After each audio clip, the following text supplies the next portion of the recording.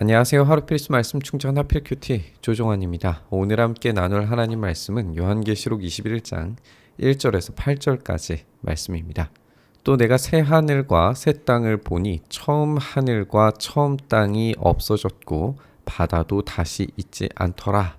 이렇게 새하늘과 새 땅에 대해서 소개하는 것을 우리가 보게 됩니다. 이제 옛날 세계가 새로운 세계로 완전히 전환됨을 보게 됩니다. 옛날 세계는 사라지고 새로운 세계가 등장하는데 이 바다가 있지 않다라고 하는 표현을 우리가 주목해서 살펴보게 되는 것 같아요. 우리가 살펴봐 왔던 것처럼 바다라고 하는 곳은 이 악의 거처였습니다. 악의 거처가 완전히 파괴돼서 사라진 상태라는 것을 알 수가 있죠. 그래서 이 악의 서식처가 사라짐으로써 거룩한 성 새 예루살렘이 등장하는 것, 한마디로 말해서 완전한 세계가 시작된다라고 하는 것을 우리가 볼 수 있습니다. 이 거룩한 성 새 예루살렘이 하나님께로부터 하늘에서 내려오니 그 준비한 것이 신부가 남편을 위하여 단정한 것 같더라라고 그렇게 되어 있습니다.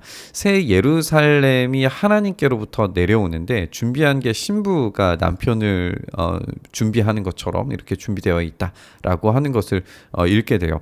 이 새 예루살렘은 그래서 승리한 언약 공동체, 이 완전한 모습으로 변하게 된 교회가 등장하는 것을 우리가 알 수 있고, 이 새 예루살렘은 더 이상 성전이 준비되지 않는다라고 하는 것을 우리가 보게 될 겁니다. 새 예루살렘 그 자체로 완전한 상태가 된 거예요.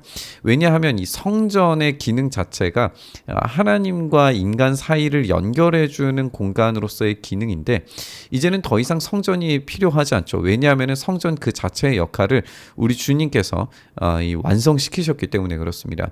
성전 그 자체이신 우리 예수님께서 신랑으로 계시기 때문에 이 새 예루살렘의 기능, 이 완전한 승리한 교회로서의 기능만 남아도 충분한 거죠. 내가 들으니 보좌에서 큰 음성이 나서 이르되 보라 하나님의 장막이 사람들과 함께 있음에, 이 하나님의 장막이 함께 있어요. 그러니까 성전의 건축물로서의 이 성전이 더 이상 기능하지 않죠. 이 장막이라고 하는 것은 이동성이 굉장히 강조되고 언제나 함께 한다라고 하는 것이 강조되는데, 그렇게 하나님의 장막이 사람들과 함께 있는 이 모습, 임마누엘로서의 우리 주님의 역할이 강조되는 것을 우리가 보게 되죠. 하나님이 그들과 함께 계시리니 그들은 하나님의 백성이 되고 하나님 친히 그들과 함께 계셔서 모든 눈물을 그 눈에서 닦아주시니 다시는 사망이 없고 애통하는 것이나 곡하는 것이나 아픈 것이 다시 있지 아니하리니 처음 것들이 다 지나갔음이로라. 우리가 이제 옛 세계가 완전히 지나가고 새로운 세계가 등장하고 있다라고 하는 것을 우리가 보게 되는데, 이 새로운 세계에서는 이전의 질서가 전혀 영향력을 미치지 못하죠.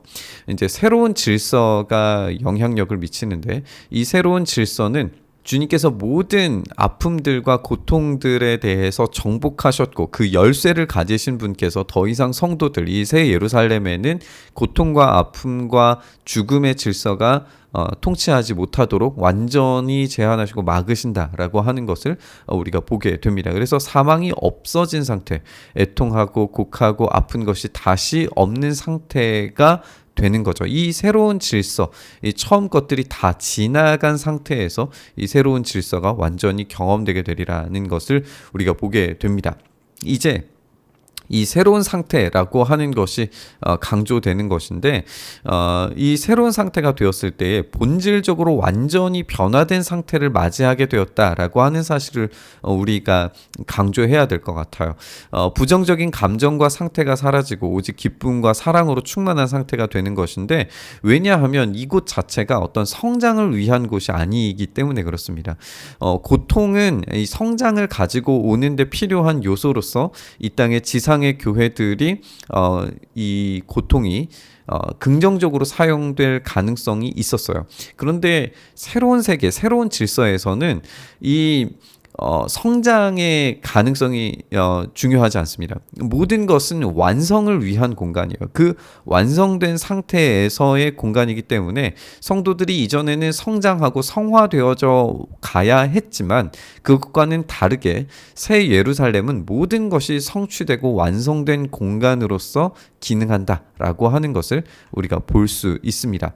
보좌에 앉으신 이가 이르시되 보라 내가 만물을 새롭게 하노라 하시고 또 이르시되 이 말은 신실하고 참되니 기록하라 하시고 또 내게 말씀하시되 이루었도다. 나는 알파와 오메가요 처음과 마지막이라. 내가 생명수 샘물을 목마른 자에게 값없이 주리니 이기는 자는 이것들을 상속으로 받으리라. 나는 그의 하나님이 되고 그는 내 아들이 되리라. 우리가 모든 것이 성취되고 완성된 공간으로서 교회만 완성되는 게 아니라 만물이 완성되는 것을 우리가 보게 됩니다. 만물이 완성되었다라고 하는 것은 이 창조의 목적이 이 주님 안에서 완전히 새로워졌다라고 하는 것을 생각하게 만들 수 있어요. 이 창조의 목적, 주님께서 모든 기능을 완벽하게 운영되도록 만드신 그 창조의 목적, 그 상태로 되었을 때에 성도들이 어떤 역할을 하는지를 우리가 살펴보게 되는데 여기에서 이기는 자들이 이것을 상속으로 받게 되는데 나는 그의 하나님이 되고 그는 내 아들이 되리라 라고 하는 이 말 자체가 이 왕권을 수여할 때에 사용되는 이 말이에요.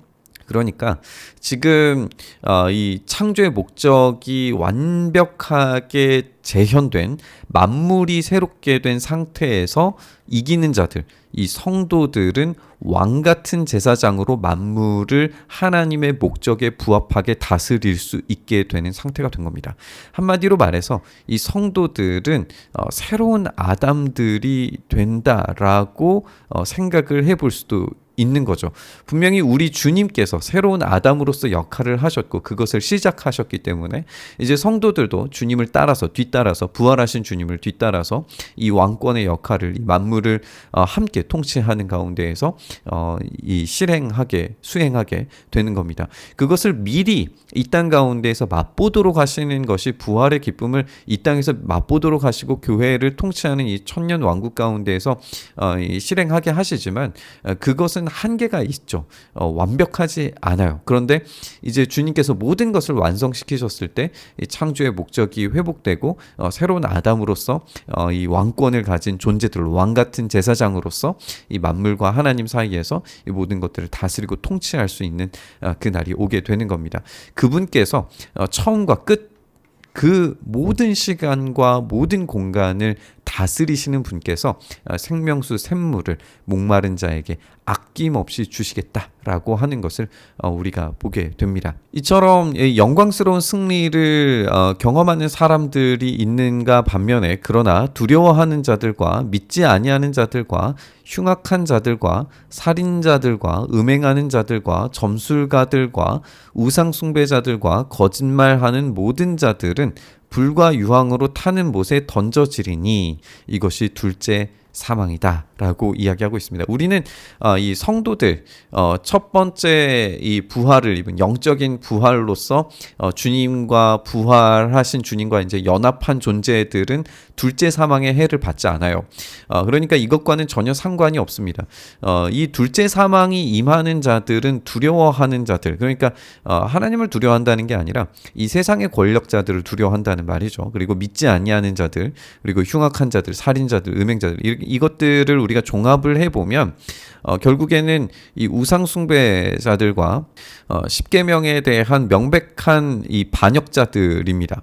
그래서 하나님의 명령에 대한 이 반역자들이 받게 되는 이 종말이 둘째 사망이라는 거죠. 그리고 이 둘째 사망이 불과 유황으로 타는 못에 던져지는 것, 우리가 이전 본문에서 확인해 볼 수 있는 것처럼 용과 짐승과 거짓 선지자들, 이 악한 사악한 삼위일체의 모방자들이 보여주는 그 곳에 지금 이 존재들이 같이 함께 심판을 받게 되는 것을 우리가 보게 됩니다. 하지만 이게 이제 이런 심판을 내리시는 게 과연 하나님께서 정의와 공의의 하나님이신 거는 알겠지만 사랑의 하나님께서 이렇게까지 타는 불못의 이 영혼들을 부활한 영혼들을 내던지시는 게 과연 정당하냐라고 하는 질문을 던질 수 있을 것 같아요. 그런 질문에 대해서 우리가 생각을 해봐야 하는 건 뭐냐면 이들이 그렇게나 많은 기회가 있었음에도 불구하고 스스로 하나님을 거부하고 반역해 왔다라고 하는 점을 계속 요한계시록은 반복해 왔습니다. 그러니까 스스로 선택했고 스스로 완악해져서 이것을 선택하지 않았기 때문에 충분히 경고됐고 충분히 이야기되었고 충분히 복음이 선포되는 곳에 이 재앙과 같은 마지막 심판이 있으리라는 것이 끊임없이 이야기되었음에도 불구하고 스스로 선택했다는 데에 대해서는 반론의 여지가 없을 겁니다. 그럼에도 불구하고 하나님의 처사가 과하지 않은가라고 그렇게 질문을 하고는 하는데요. 우리는 바울의 말처럼 피조물들이 창조자에게 말대꾸하는 것은 불가능하다라고 하는 점도 한번 생각을 해봐야 됩니다. 이 모든 것 가운데에서 하나님께서 기회를 주셨고 그 심판에 대해서 계속해서 끊임없이 유예하셨고 그래서 돌아오라고 끊임없이 말씀하셨음에도 불구하고 거부한 자들에 대해서 이런 정의와 공의가 없는 상태의 사랑이 과연 가능한가? 라고 하는 점은 충분한 반론이 되리라라고 생각이 듭니다. 한편 이제 우리가 또 생각을 해봐야 되는 건 뭐냐면 이 불과 유황으로 타는 못에 던져진다고 했을 때 이 존재들이 결코 죽지 않을 부활을 경험하는지에 대해서는 명확하게 이야기해주지 않습니다. 한마디로 말해서 이 영혼이 불멸하냐라고 하는 것에 대해서는 상당히 많은 반론들이 있을 수 있습니다. 그런 측면에서 영원한 고통과 소멸이라고 하는 주제는 신학자들 간에 굉장히 큰 논쟁거리인 것은 사실인 것 같아요. 그래서 영원한 심판으로 고통당하는가 아니면 이 심판에 따라서 하나님께서 소멸하도록 만드시는가 그것에 대해서는 이 본문이 더 이상은 이야기해 주지 않고 있다고 우리가 보여집니다. 어쨌든 중요한 것은 그것이죠. 하나님께서 공의와 정의가 없는 사랑을 베푸시는 게 아닙니다. 주님께서 끝까지 사랑하심과 동시에 끝까지 기회를 주셨고 그것에 대해서 동의하지 않고 거부하고 스스로 하나님을 거부한 자들에게는 마땅한 응당한 심판이 내려진다라고 하는 점은 의심의 여지가 없습니다. 우리가 함께 살펴본 것처럼 이 새하늘과 새 땅에 거주하는 참 성도들이 누리게 되는 그 왕 같은 제사장의 역할을 우리가 생각해 볼 때 모든 것이 완성된 상태에서 주님께서 모든 것을 완벽하게 구현해 놓으신 그 자리에서 우리가 하나님의 뜻과 의도에 맞게 그 세계를 통치하고 다스릴 날이 온다라고 하는 사실이 우리에게 얼마나 큰 위로와 소망을 가져오는지 생각해 봤으면 좋겠습니다.